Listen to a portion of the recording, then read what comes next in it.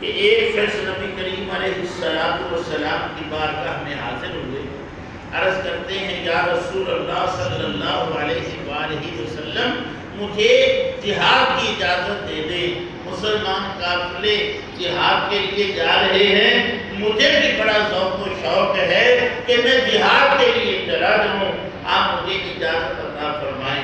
تو رسول اللہ صلی اللہ علیہ وآلہ وسلم نے دریافت فرمایا، اے میرے صحابی بہت خوشی کی بات ہے کہ تو اللہ کی محبت میں اللہ کے راستے پر جہاد کے لیے جانا چاہتا ہے، بھلا بتا تیرے والدین حیات ہیں؟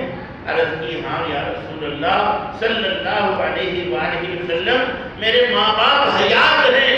تو دوستو میرے آقا صلی اللہ علیہ وآلہ وسلم نے فرمایا، اے میرے صحابی جا والدین کی جا کر کے خدمت کر، ان کی اطاعت کر، ان کا دل لگا، ان کے دل کو خوش کر، یہ جہاد سے بھی بڑا ہے۔ سبحان اللہ، سبحان اللہ۔ اندازہ فرمائیے کہ ماں باپ کی خدمت جو ہے یہ جہاد سے بڑا عمل ہے۔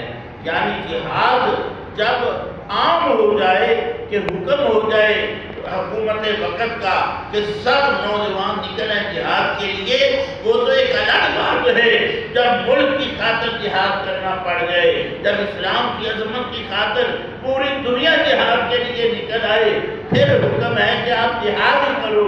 لیکن جب عمومی طور پہ کچھ دستے جا رہے ہوں یا جس طرح ہماری افواج موجود ہیں جہاد کے لیے، تو پھر ہمیں یہی حکم ہے کہ اپنے والدین کی خدمت کریں، ان کو راضی رکھیں، کیونکہ والدین کی خدمت کرنا جو ہے یہ اللہ سے ہی محبت کرنا ہے، والدین کو راضی رکھنا یہ اللہ ہی کو راضی رکھنا ہے۔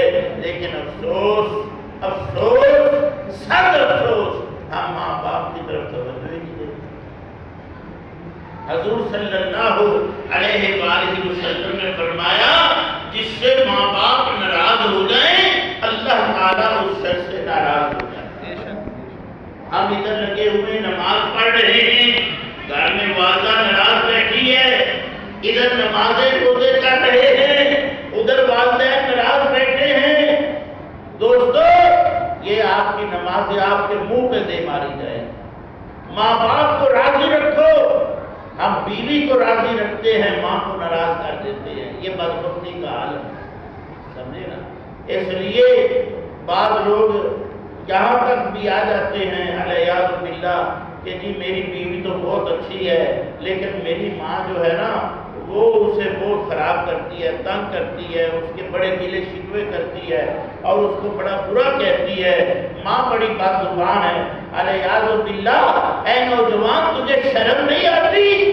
تو اپنی ماں کے بارے میں یہ الفاظ بول رہا ہے، اور تیری بیوی اگر نیک ہے تو وہ تیری ماں کی اطاعت گزار ہوتی، وہ فرما بردار ہوتی، وہ اس کو سمجھ لیتی کہ میں نے اس کا دل کیسے جیتنا ہے، اس کو خوش کیسے رکھنا ہے۔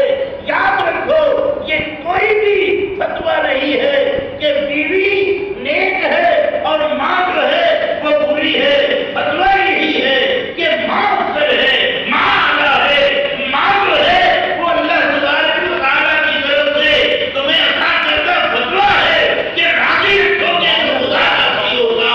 ماں ناراض ہے تو اللہ ناراض ہے، باپ ناراض ہے تو اللہ ناراض ہے، باپ راضی ہے تو اللہ راضی ہے۔ یہ کہیں پہ نہیں لکھا کہ بیوی راضی ہو تو اللہ راضی ہوگا۔